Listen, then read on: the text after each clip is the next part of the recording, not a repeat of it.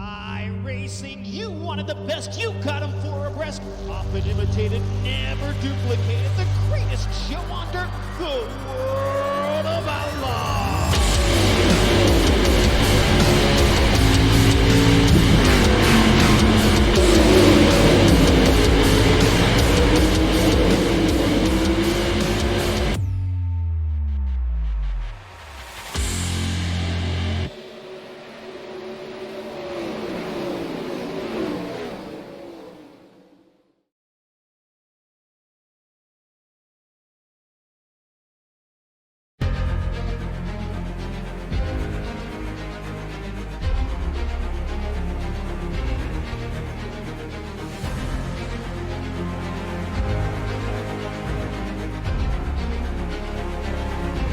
Fantastic. This is GT racing right now. He's got traction, he's got rid of the outside of both of them. Maloney! Oh, he's taken Anderson. Anderson's up to Oh my God! big crash. Oh my goodness, half the field's going to get rolled. Second very close. These guys are want to make their way through the field very quickly. Oh, here we go. Oh no! That's massive! This is it! This is over! I can't believe this! Oh my God! God, what?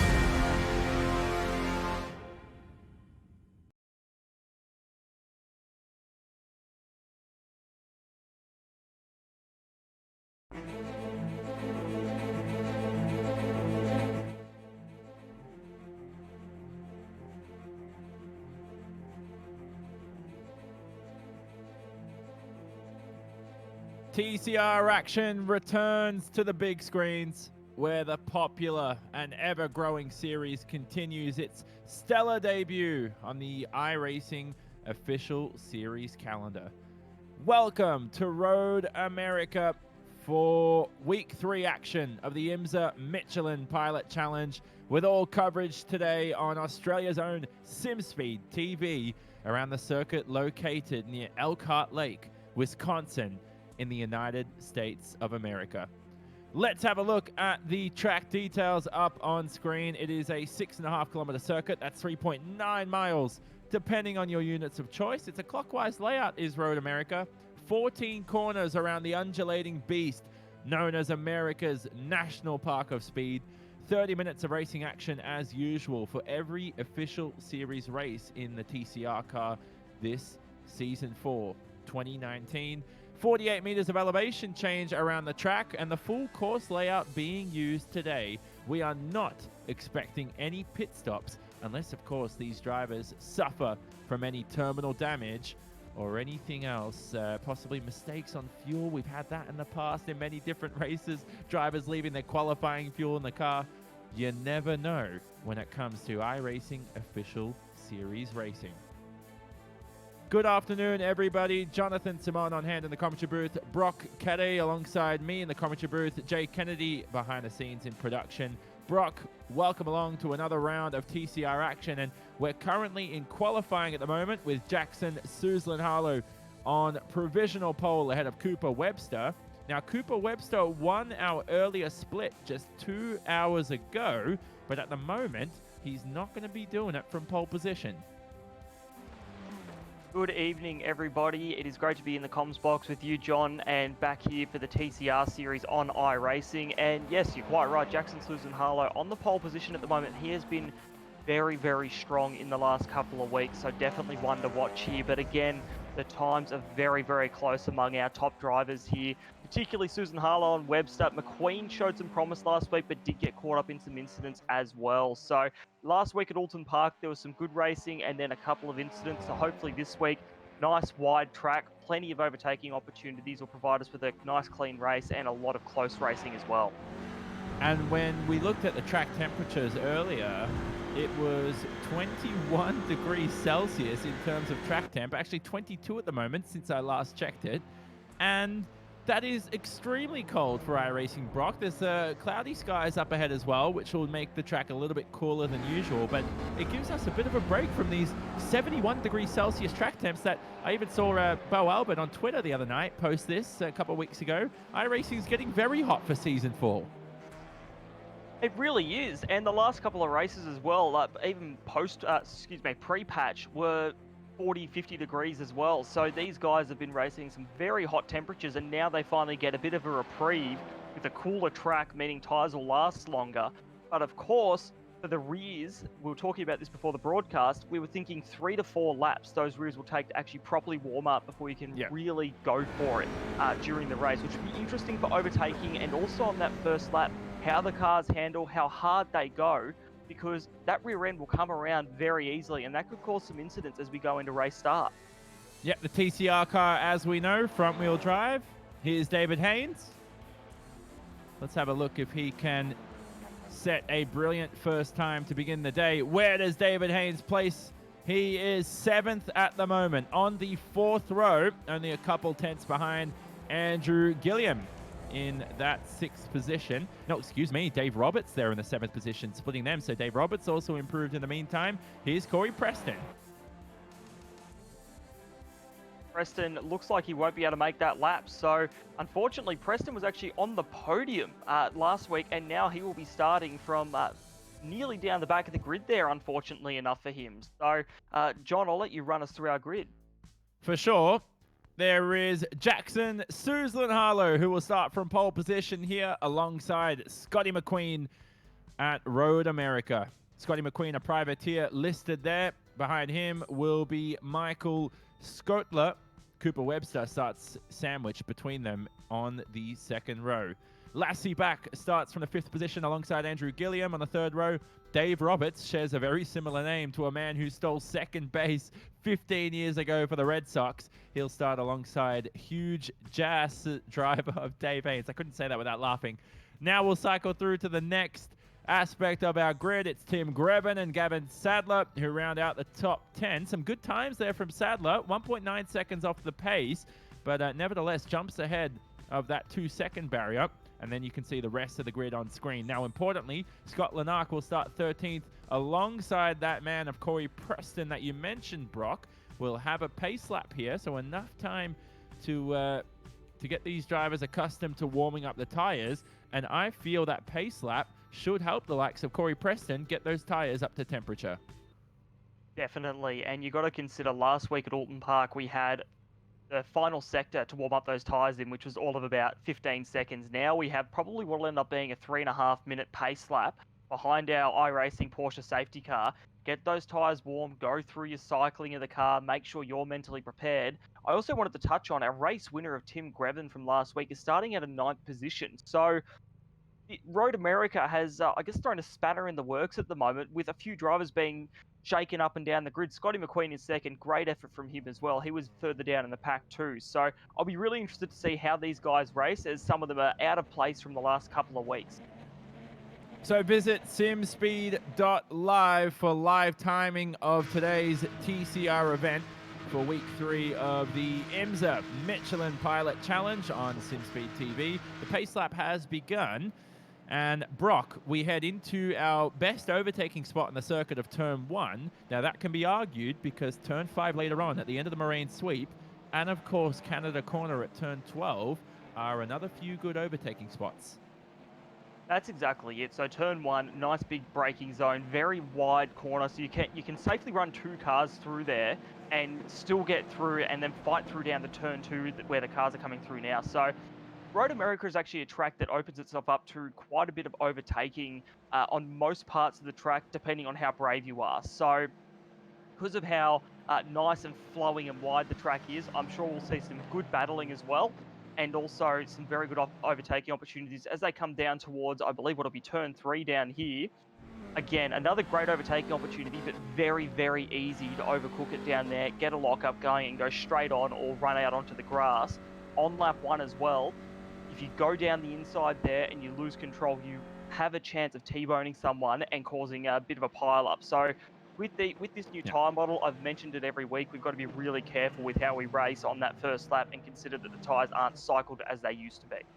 Yep, exactly it. So there's the Altus Esports driver on screen of Jackson Suzlin-Harlow. And what a beautiful livery. Simon Feigl and the team know how to choose their colours, don't they, Brock? Exactly it. I would go as far to say that's one of the best looking liveries on iRacing at the moment. I'm in love with the Altus Esports liveries, so they do an awesome job. and definitely stand out on track. So JSH is doing a great job to make sure they stand out on that pole position there. And we'll see what he can do. Last week he had some good pace, but I believe was involved in a bit of an unfortunate incident. So he's almost got some redemption to seek here, and I'll be interested to see if he can grab that win and get some good points for the championship. And here's the carousel. This will be a challenging aspect of Road America that these drivers will need to face today. And those left-hand side tires, Brock, take such a beating, don't they, through here? Oh, they do. It's a matter of who's brave enough to get on the throttle first and who's got the best feeling car underneath them. I heard during qualifying there were guys trying to switch between gears and see what feels better through that section of the track, because it's such a hard corner to balance, the carousel being pretty much a 180 arc back around, and you've got to be really careful with how you manage the car through there. Particularly overtakes are possible, but very difficult to achieve. And you heard that from Brock himself alongside me in the commentary booth. Now this is the pace car, and if you're wondering why the field is starting to become ever miniature there, it is because they are beginning to form up here and begin. That's it. So they're getting ready here. So the Porsche safety car has pulled off, and we're side by side, 2 by 2, all the way down the order now, as we're coming around into the final sector here. So we're going to have to wait for the green flag. It is fairly early on, so they will be crawling along for just a little bit here, but we'll see when they go. Yep, exactly it. Apologies there. I had a few technical issues, but we're back in action here for the beginning for 30 minutes of racing action for week 3 of the IMSA Michelin Pilot Challenge for season 4 2019 on the iRacing service. The brand new TCR car, however thrilling it's been, here is Jackson Susan Harlow, and he floors it. We go green for 30 minutes of racing around Road America. So we're coming up now. The green flag has officially flown, but here we go.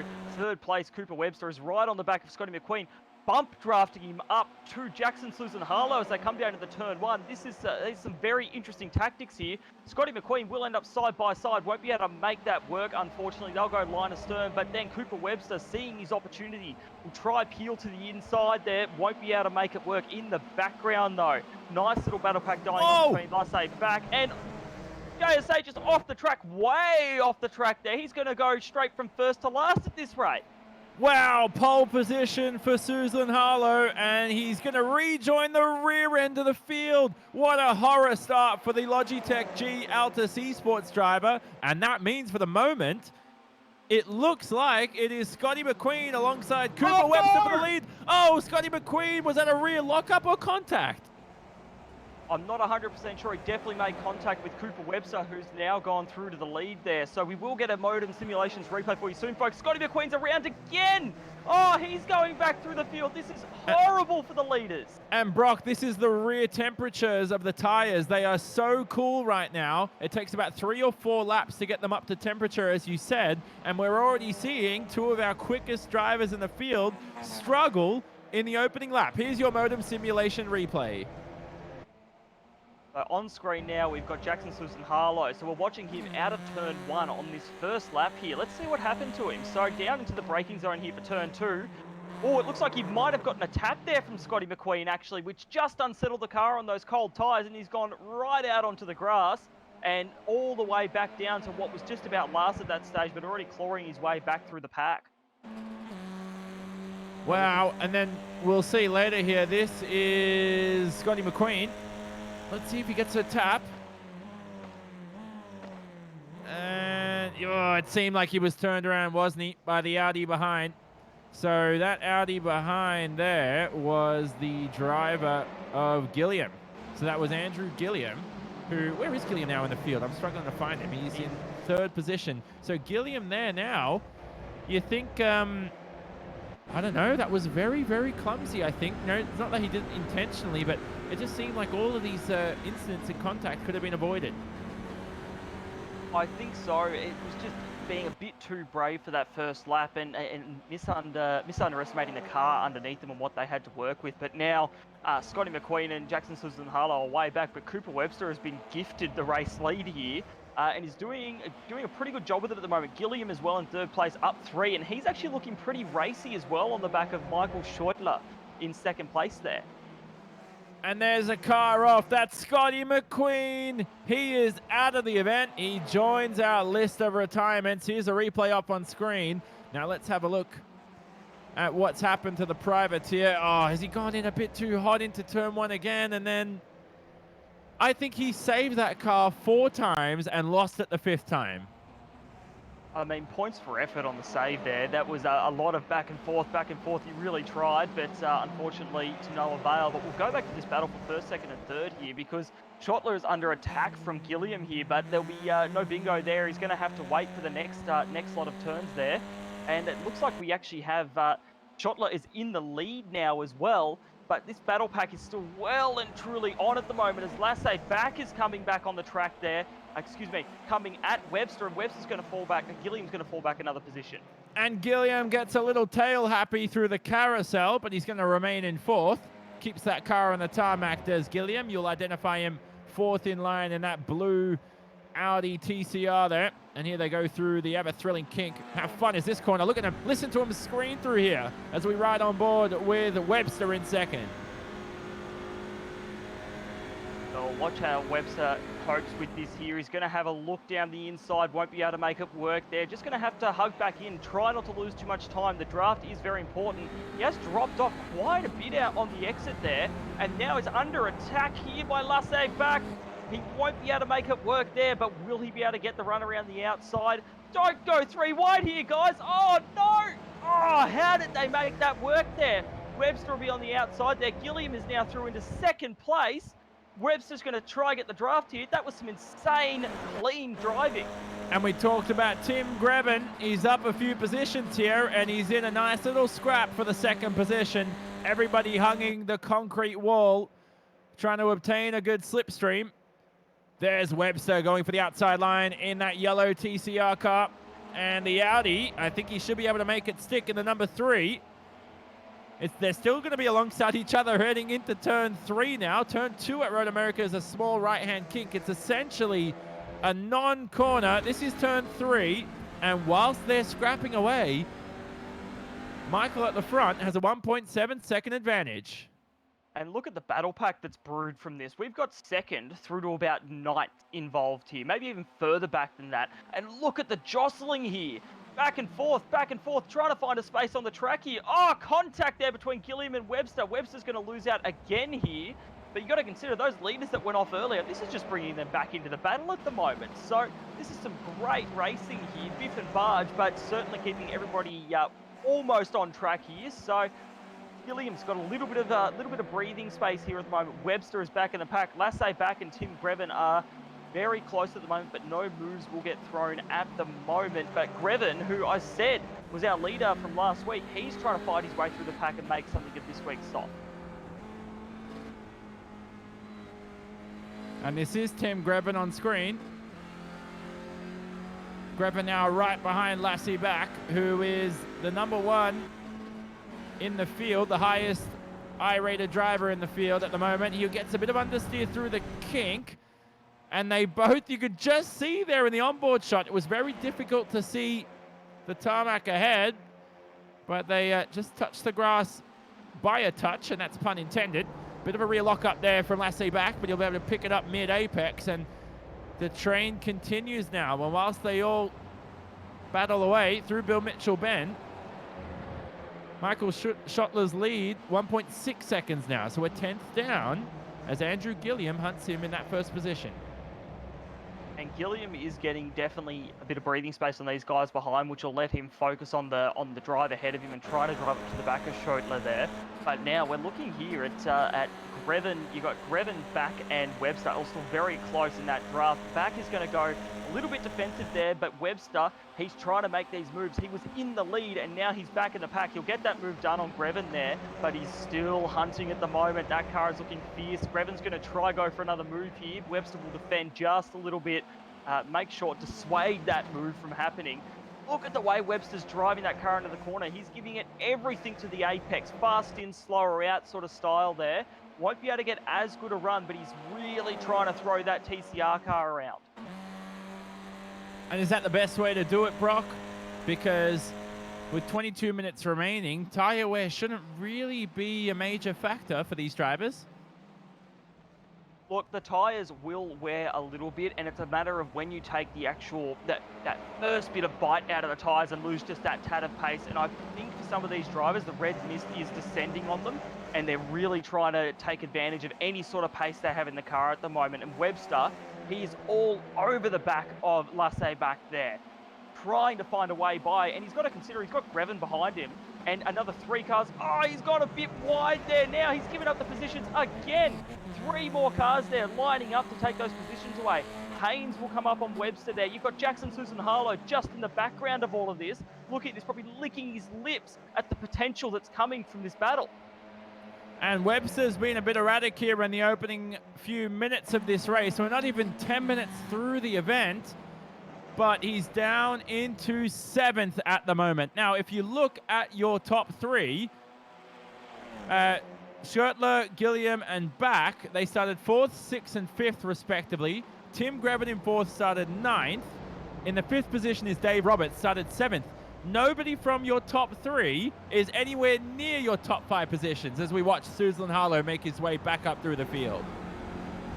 And he's right on the back of those guys at the moment too. He's going to go for a move down at the last corner here. Might not be able to get it done straight away there. In fact, Haines got a better run on the exit using that outside line, which is a bit rare to see. Usually on a road racing track, using the outside line to get a better exit. But he will maintain that position for now. But Jackson Slusen Harlow has a point to prove, and I'm sure he will want to get that move done ASAP. Keep moving up the order. He's already up to 8 when he was back in about 15th or 14th after that lap 1 incident. Yeah, exactly. Susan Harlow will have to get rid of David Haines soon enough. Otherwise, he's going to be staring at the big rear end of that huge ass car for for a few more laps' time. But Haines has been driving well, hasn't he, right now? David Haines started in 8th, into 7th. He's driven respectfully. He's been respectful of everybody else, but it looks like Jackson's probably going to dispose of him heading into the Moraine sweep coming up right now in the braking zone of turn 5. I think so, and Susan Harlow, he's just alongside there. Watch for the late break. Not as... Whoa! Someone in the background there nearly rear-ended them. That was the number 7 car there, Scott Larnack. He had to go to the sand to avoid them. Good job there, but Susan Harlow has come out the other side of David Haines there. Another position gained for him. And kudos to David Haines. The pace in the TCR car for him has just been improving week on week, as we're seeing here. But Susan Harlow is well and truly on a charge, and he's just got a line of cars ahead of him, slim for the pickings, so he will keep pushing on. We know he's got the pace, but it's much easier to get up to the car than it is to pass it. 100%. And ahead of these drivers right now, Tim Grevin, I'm looking at the timing screens, is, well, there he is now on screen, right behind Lassie back. And Lassie's races a multitude of cars on the iRacing service. He's very experienced, and that's why his iRating is ever so high. And he's quick as well, which will always back up his resume. What a thrilling shot as these drivers scream at over 200 kilometers an hour into the braking zone of Canada Corner. But Tim Grevin, he's got his work cut out for him here. He's caught Lassie back. He's just got to make his way through sometime soon. That's exactly it. And right now, he's looking, I've said this a lot of times this race, but a lot of the guys that are coming from behind, their cars look excellent, their driving style looks excellent, but they're just not ready to make the passes at the points they need to. Like at the end of this straight here, Tim might be close enough, and that's if Lasse Bach doesn't actually go defensive. But Draft is doing something for him. Watch at the end of this straight as we come into the braking zone here. Grevin is looking to the inside ever so slightly, seeing, is a move on here? It isn't. Webster in the background there gets another move done, and JSH is on the back of Dave Roberts there too. So these guys, they're carving their way through the pack here. You've got to consider Lasse Bach and Tim Grevin are fighting for the final podium position. This could well become a 4-car fight very quickly if something doesn't get done here soon. Yep, obviously a virtual podium. Otherwise, I want a bit of a taste of the champagne too after the race if they're up there. But yeah, and the thing is, in US series, Brock, it's always top 5 that's valued over the podiums, because obviously in oval racing, they don't really have a podium. They only celebrate victory lane. You know, that's very true. Sorry, and, as you say that as a pass by Jackson Susan Harlow, that's why I was reacting like that. Susan Harlow now back in the 6th, so go on.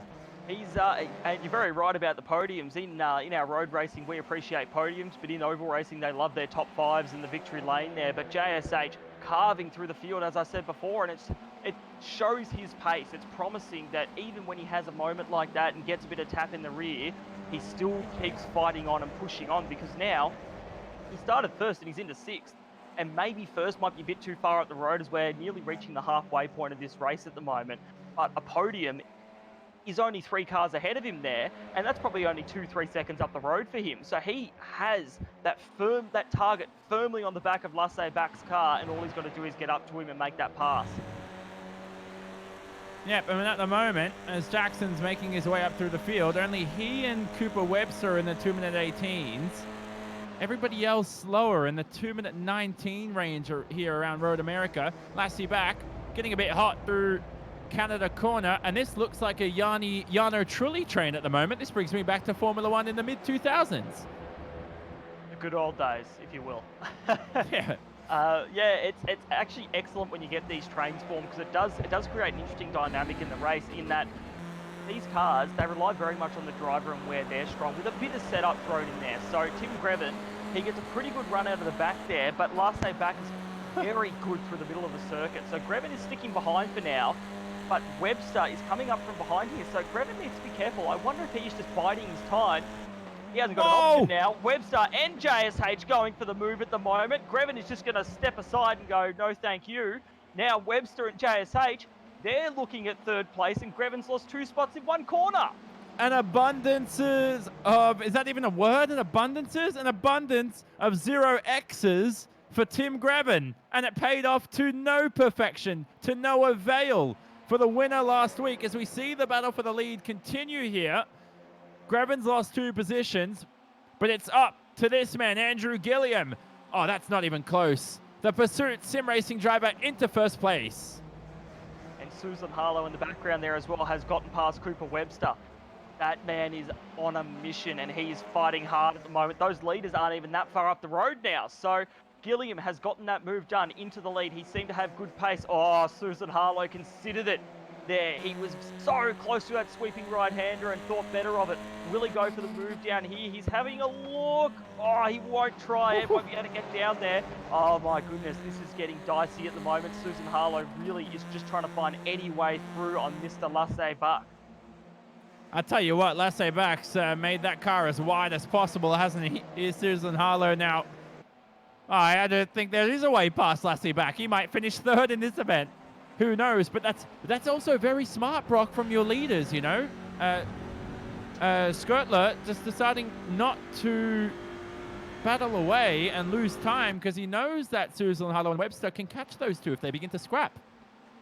That's it. And speaking of Susan Harlow, that car was very wide from Lasse Bach, but Susan Harlow made short work of him. Now that Altus Esports car has been released, he will fight hard in these next 13, 14 minutes of this race to get up to the back of those leaders. He can smell the champagne on that top step, and Webster's down the inside of Bach as well. Greven has got the good run. Webster forced Bach a little bit wide, and Greven will now look to make the move. This has just let Susan Harlow get a bit further ahead of this, but we'll focus on Webster, Bach and Greven, because they're all weaving around a bit, trying to find a draft and a bit of pace in the background there. This will be interesting to see as we come down into turn 1. Will any moves get made? Webster looks pretty safe for now. Greven looks like he won't be able to make the move. We will stay line astern for the time being. And that's aggression at its finest, isn't it? Because you look at Harlow and Webster, those two drivers weren't bump drafting. They weren't taking it easy. And we know they have the pace. They've disposed of both Lasse Bach and Tim Greven in only a lap, and now they have 13 minutes to hunt down your leaders. Brilliant stuff. And Susan Harlow is just streaming ahead at the moment. I'm looking at the lap times here. He was faster than Michael Schurtler on that lap, and only a few tenths slower than Gilliam with a pass being made. So he's got some pace in that car, but even then, the battle for third place is well and truly on at the moment, which will be, fourth place is well and truly on at the moment. So these guys, they play for keeps. We've got to remember this is a soft race, so bigger points are handed out at the end of this compared to your regular official race. So these guys are gunning for positions to better themselves in their own division and overall championships. And high strength of field, do you think, tonight? So lots of points on offer? I think so. 40 right now. The strength of field for tonight is 41-41, which is one of the higher ones That's we've had awesome. in the last 3 weeks. So I would believe there are quite a few points on offer tonight, which is probably why Jackson Susan Harlow is pushing so hard, because he's in a pretty good position in the championship at the moment, and he's got pace. You cannot let these races go astray, otherwise you will drop down the order so fast. And thanks to Jay Kennedy, our producer behind the scenes at the SimSpeed Esports Network. He's mentioned that with the 41-41 strength of field, there'll be 233 points available for the first position this afternoon. Here's Tim Greben, and he's going to remain behind Lassie back. I almost feel sorry for the dude. He's got 10 minutes to dispose of the European.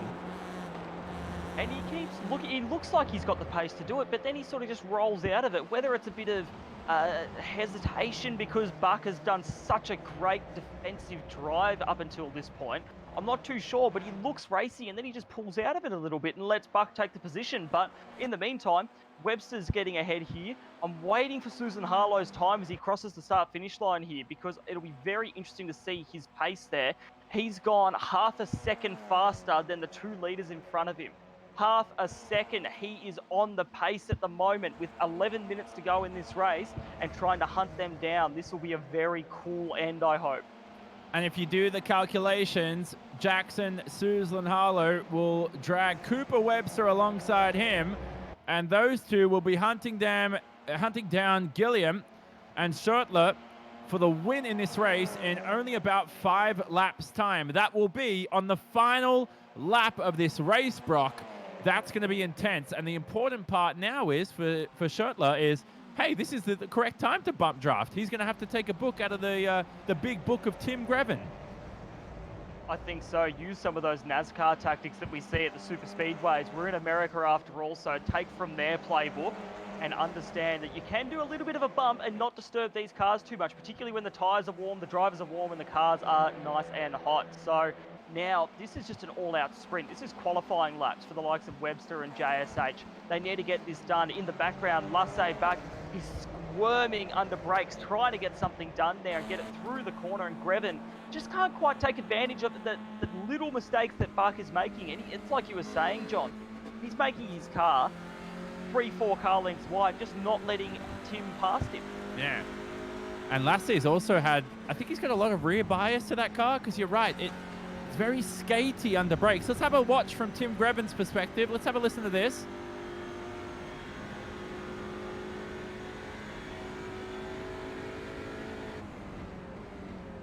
And you saw it again there, Brock, heading into the braking zone of Canada Corner. He's just very skatey, so there's a lot of rear bias on that front-wheel drive car. Very big tail flicks there. That's exactly it. And maybe that's part of his driving style. As I was saying earlier, this car, because it's obviously a single car series, it lends itself to the driving styles of each individual driver coming out to get the best out of the car the way they see it. And that could help Buck get the best out of the car, get that turning going early and hit the apex when he wants to. And after all, it's working for him for the most part at the moment. He's keeping Greben behind him for most laps. But Greven's going to have a little look here into turn 1. Will he finally get this move done? He will, down the inside at turn 1. It's only taken 4 or 5 laps there of hunting behind him. And now he's released past back. But you got to watch behind here as well, because you got Dave Roberts, who's on the back here as well. And Lasse, he looks like he was going so well. He's back to his starting position, just one position behind his starting position now, and looking to fall back even further. So the car is falling off at the end of this race here. Exactly. Oh, there is our Iberian driver of Alfonso Urrutia Mulas off the racetrack there at turn 3. Here's your modem simulation replay, and I think... Oh, he's already off the track there at that aspect of the replay. Now, has he made contact with Scott Lanark, perhaps? Definitely a bit of contact there through the mid-corner. So that shot him way off with a big drift off the circuit there on the grass, and then Scott's gone to the infield as well. So just a little bit of contact there, and they'll both keep going on, which is good, but unfortunately will take them even further away from the pack. So we'll go back to live now with eyes on Jackson Susan Harlow. Again, putting in those times that, again, a half a second faster on the last lap. So He's still got a lot of pace in that car, and he's really pushing. We can see how close they are on track here. You almost don't need timing. The physical gap between them is closing car lengths at a time, lap on lap. And last time round at the start-finish line, it was 2.1 seconds between Jackson Suzlin-Harlow in the third position and Andrew Gilliam in the lead. This time, relatively and live, he's 1.3 seconds behind, as you can see at the bottom of the screen there.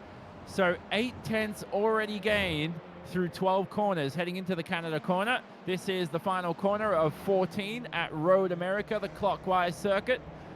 And I'll tell you what, you do not need a timing beam to tell you how close Jackson Suzlin-Harlow out. Mate, you might as well even get the trundle wheel out. He's that close. Yeah, running alongside the cars because there's nothing in this now. And I'm surprised Gilliam, I thought he was going to run away a little bit more with this, but he isn't. He's right up there. And now Schottler is still looking racy, which is probably almost slowing them down a bit because JSH, he's now within a second of them now. With 3 laps to go in this race, there is definitely potential here for him to take this victory away from them. It's possible, but will it happen? Will it occur? That's the question. That was proper Murray Walker, that, isn't it? And here they are through this long run down to the Moraine sweep. There are some server issues going on, by the way, just letting you know. So apologies if that is affecting the action. That is not on our end. But the battle for the lead continues now. This is Andrew Gilliam versus Michael Schottler in the second position. Suzlin-Harlow's all over the rear end of the driver from Diach. Now through the hurry downs they go, and he could lunge up the inside here. He's just got the nose slightly out of position there to see if he could make that move work, but he won't do it right now. He will be able to get rid of Schottler pretty quickly when an overtaking opportunity comes up. This is smart by JSH. He bides his time, and if he doesn't get the pass done, that's okay. Third place is still going to net him quite a few points. But now we're coming up to one of the longest straights. He looks again, I think he's just trying to play some mind games here. Very nice positioning of the car there. In fact, excellent positioning of the car to get the maximum run there. Schottler looks like he's going to try to go a bit defensive here. Will JSH try and throw it down the inside at Canada corner? We'll find out here. He will throw a move down the inside, get it done there. So now he's up into second position. Webster's also looking to get some action out of this, but JSH is released yet again to hunt down that lead with only a 7.5 tenths separating them. And this is ERT's Cooper Webster. Through the final corner he goes, and he'll need a mammoth run here onto the main straight. Now, top speed in the TCR Audi is up to about 240 to 245 kilometers an hour. They will not reach that at the end of this long straight at Road America, but they will actually use all 6 gears at this track, thankfully. And here's Webster going for the position there on Schottler. I got way too excited. Schottler, very aggressive defending, and it reminded me of some great Max Verstappen racecraft. That's for sure. As soon as just before that braking zone, he threw it out to the right-hand side, and that made sure Webster couldn't throw it down the inside of him. So he's fighting for that podium position here, trying to keep it, because that, getting a podium, no matter whether it's virtual or real racing, means a lot to a driver. So he's fought hard through this whole race, and it's such a shame to lose that at the last hurdle here. So he's again defending. Wow, what a move from Webster there, right down the inside. He'll make that work, but will Schottler get the crossover there? Looks like he will up into the next corner here as we go under the sign. He's going to get the move done again. Very well done, very level-headed from Schottler there to continue with that move. But we're going to flick to the leaders here because JSH is on the bumper of Andrew Gilliam. Penultimate lap of the race. Michael Schottler behind remains in third, as we just saw. But it's up to JSH right now and that Altus Esports Audi to make his way back up to first. Now remember, he started on pole. He butchered turn 3 on lap 1. Rejoined at the back of the field. He's had to pass now 14 drivers to get to second. Can he pass the entire field and claim what will be a memorable victory that will go down in Jackson Suzlin-Harlow's memory? He's got a mammoth run here on Andrew Gilliam. He's not going to have enough room into the braking zone of Canada Corner, but he'll need to get it done, possibly, Brock, into turn 1. If not, we know turn 5 is a good spot too. That's exactly it. So he's got to measure this up right now, get the runs perfect, hit every apex through here, and see if that draft will work for him. Otherwise, like you said, turn 5, another good opportunity, and then he'll have to start looking for some pretty out-of-the-box methods to pass through here. So we're onto the main straight as we come around for what will be our last lap of the race tonight, with 2 minutes left on the clock here. So, Harlow. What's he doing? Gilliam there is slowing down by the looks of it a little bit there, and he missed a gear, as we hear from our director, Jay, and he's going very defensive there. Oh, little touch! Oh, no! Gilliam's off the track and in the sand trap. Oh, that looked like a little touch there from Harlow on the back of Gilliam. Harlow will retake the lead, but I'm sure he did not want to do it like that. Let me tell you, I don't want to judge it, and I don't want to use the big word that you know I'm about to say, but it may have been that indeed. So it could have been some technical issues, but we'll have a look at the replay nevertheless later on, because this is Michael Schertler going for the win today on the final lap, possibly. Here they go side by side into the braking zone of turn 5. Around the outside goes the Diaz driver. He hasn't pulled off the move yet. It's up to the braking zone here and the uphill left-hander of turn 6. Susan Harlow gives him a bump through the apex, but it's Michael Schertler for the moment in P1 with half a lap to go. This is absolutely awesome racing here. Susan Harlow runs just a little bit off the track. Schottler knows what's at stake here. Harlow gets a bump! Oh, Webster's giving him a bump in the rear there, and he's off the track yet again. He will go down to 4th place. All that hard work thrown out the window. So now, Schottler has a little bit of a lead there to relax in. But behind him, Webster still has Grevin right up on his tail, trying to fight for that second position. But Schottler very, very well done with those moves to get that first position back there. And he looks like, provided there aren't any mistakes, he will take this victory away as Webster. He's pushing that car hard, but that gap just looks a little bit too big at the moment. It could be a drag race to the finish line. The race is between Michael Schertler, Cooper Webster in second, Tim Grevin behind in the 3rd position. They've only got a few corners to go. This is Bill Mitchell Bend. Then through the right-hander of turn 14. And this could potentially be that drag race to the line. Who will win week 3 action of the IMSA Michelin Pilot Challenge here for season 4 2019 on iRacing? It looks like it's going to be Michael Schertler with a valiant victory here. What a performance from the Diaz driver, and well deserved at the end of the day. That was excellent from him. He did such a good job to maintain that lead early on and then just stay calm once Gilliam got him. He didn't do anything silly, and then the crossover that helped him keep the lead, and then that move on Jackson Susan Harlow took advantage of the lack of pace that Susan Harlow had on the last lap and got the win. That was some excellent, very level-headed driving from him. And, oh, I have to say that's... Am I allowed to say it, Jay? Am I allowed to say what that was? Netcode, I can say it. I got in trouble for saying it somewhere else. That was by far netcode. I'm sorry to say that. That's just a poor way to finish this race. Andrew Gilliam, I mean, he's driven so splendidly. Here is a third-person view of the angle, and oh, goodness. Tell you what, though, I've been in that barrier before at Turn 1 at Road America. Thank God he didn't have to deal with it. He ended up coming home in the 7th position. This is another view, Brock. Yeah, it's definitely, since we're allowed to say it, a little bit of netcode there. Unfortunately, it's the biggest evil of online racing is that evil netcode word that we often don't speak. But you know what? If we look at the race as a whole, John, that was an amazing race. Probably the best one we've had in the last few weeks that we streamed here on SimSpeed Esports Network. And I was really impressed by the level of talent that we had here and the cleanliness of the driving for the most part, including, at one point there we had nearly an 8-car battle pack for the podium, and it stayed relatively clean, which was awesome to see.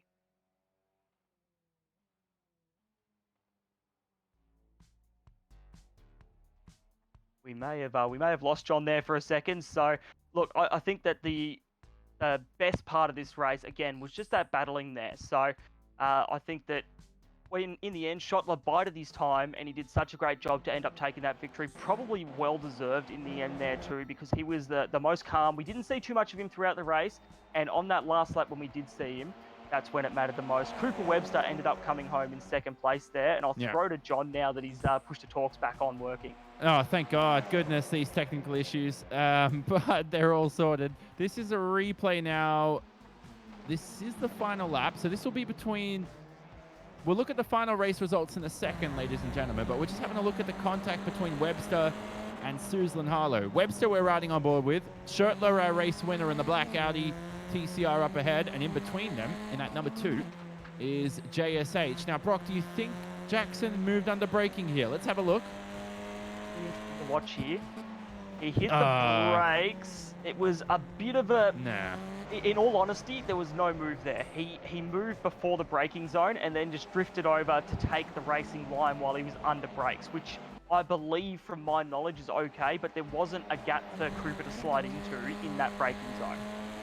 Yeah, so I mean, I had a feeling there that JSH moved under braking, but at the same time, I think Webster got in a little bit too hot. I don't think he was expecting JSH to reclaim the racing line, so I don't want to judge anyone at fault for that one. But nevertheless, let's have a look at your final race results for round 3 of the IMSA Michelin Pilot Challenge. So in first place, as we've said, Michael Schottler, after what was an impressive move on that last lap to take the win. Second place, Cooper Webster. Third is Tim Greven, who was our race winner from last week. So a good comeback. Our biggest mover, one of our biggest movers of the race, I believe as well, up 6. Jackson Susan Harlow, good recovery drive, but not where he would want to be in 4th place. Lasse back, the centre of our coverage almost most of tonight with the battles. He was in 5th. Dave Roberts, 6th. Andrew Gilliam after that incident, 7th. David Haines in 8th. And we'll flip to our next page as well for the next lot of results there. Corey Preston ended up 9th position, up 5 spots from his starting. Scott Larnack was in 10th place. Alfonso Mulas was in 11th. 12th was Daniel Edmonds. Gavin Sadler, 13th place. 14th, Sam Devontier. Horace Twindler there in 15th. And 16th, Scotty McQueen, out after that 2nd or 3rd lap incident. Yep, so those are your final race results. You can see fastest lap by JSH there, a 2-minute 18.3. That was a nice quick time from the drivers, because in qualifying, actually, only a 2-minute 18.4. So once the tires got up to temperature, it was a little easier for Jackson Susan Harlow to set that fastest lap of the race. Finally, Brock, anything you're taking from this round? Any lessons learnt from week 3 before we preview week 4 of the championship, which we know will take place when at Donington, sorry, of course, Microsoft Word. Yep, there we go. Finally got it up right now. Donington National, it will be 30 minutes of racing action as usual. That will be in a week's time for the strength of field race there. Now, at Donington, Brock, any lessons we can take from Road America before we head back to the UK virtually? I think that we're starting to see some real synergy be created by the drivers, and I've seen this in a lot of series I've commentated. The drivers that turn up every week get used to each other, get used to the driving styles, and start battling hard but fairly. The first couple of weeks, there was a bit of misunderstanding in driving styles, but now we're really starting to see these guys understand the car, they understand each other, and that's why we're getting some of the battles we're getting at the moment. And I'm really excited to see Donington National Layout is one of my favourite tracks. It's very, very racy. Good few overtaking opportunities, and very hard on the car and the driver with a lot of flowing, fast corners. So I'm excited for it, and I think there's just going to be even more action to come. Most certainly. So it's time to wrap up here from week 3, I should say, of the IMSA Michelin Pilot Challenge on iRacing. Now, if you are interested in getting involved, visit iRacing.com and, of course, subscribe to an account, and you can join in on the action that you've seen today here in this top split. Actually, with 4 splits running tonight, it may take you a bit of time to get your iRating up, unless you're Max Verstappen, who took about 40 to 50 races to get up to about 6K, which was very impressive. But these TCR cars will be back racing again in a week's time at Donington, like we said. It will be 30 minutes of racing action, and it will host week 4 of the IMSA Michelin Pilot Challenge. Plenty of other broadcasts on SimSpeed Television, so visit simspeed.tv for more information, or visit the SimSpeed website for more information on upcoming events. Thanks to everybody for joining us for today's broadcast. From myself, Jonathan Simon, Brock Cadey alongside me, Jay Kennedy alongside myself in production, of course. This has been a Sim Speed Esports Network presentation. We say so long from Road America. Our winner today, Michael Schertler, and he drove splendidly and earned that well-deserved victory.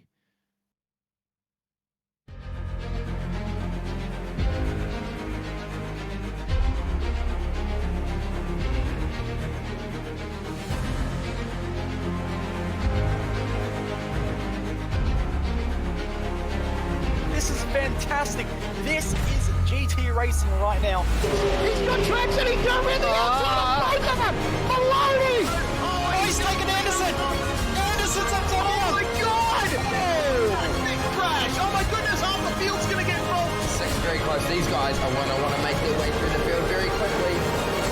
Oh, there we go. Oh no, that's massive. This is it. This is over. I can't believe this. Oh my God. God, what?